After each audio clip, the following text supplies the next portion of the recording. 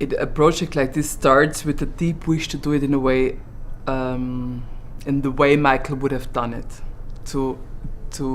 but that leads automatically to nothing, to silence, to nada, because it is impossible to think with the head of someone else, even if, like, we worked so many years together, but it is impossible to then in the situation, and I realized how different it is to collaborate with someone who has a great an idea and to propose things, but then compared to be in the situation to having to decide on your own.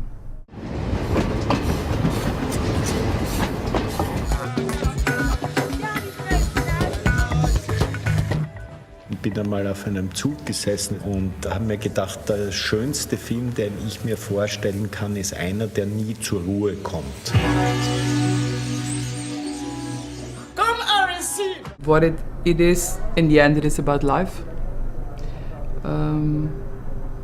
about humans, about the living together on this planet, and the Michael was always interested, as every filmmaker more or less, or many artists, they choose for some kind of life that they want to deal with, be it the grand bourgeoisie for Haneke, be it people that live, as you say, in big misery, but these are also very normal people. These are the people that these are not the worst misery places in Africa. This is a lot of normal life, and it's just that we rarely look at it, that we have the impression so that it's so new and striking for us.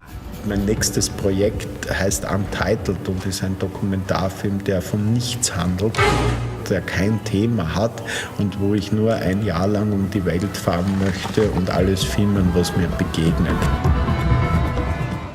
I was involved in editing already while they were shooting, so I got the material every 3-4 weeks. I got a hard drive and I also sent Michael some rough editing. And then it went all very fast. He died within 3 days because of a wrong diagnosis. He was diagnosed on typhus instead of malaria. And it was many months later than my real deep wish to be able to finish this. It's always, you always say, I finish a film. This is not a film that you can finish because it's what never meant that kind of material would be the base of a film. So I had to really find a way to do this, to make a film. So how could it look like? What there was no logic anyway in the material, but here it was really difficult to only have 2 geographical great regions. It should have been the whole world or parts of the whole world. So it was a second journey through the material, also with this idea of serendipity, and it was it is a radical subjective selection of what interests me, where do I want to stay, where do I see analogies, where do I need counterparts, what drives me, and how do I go along this way.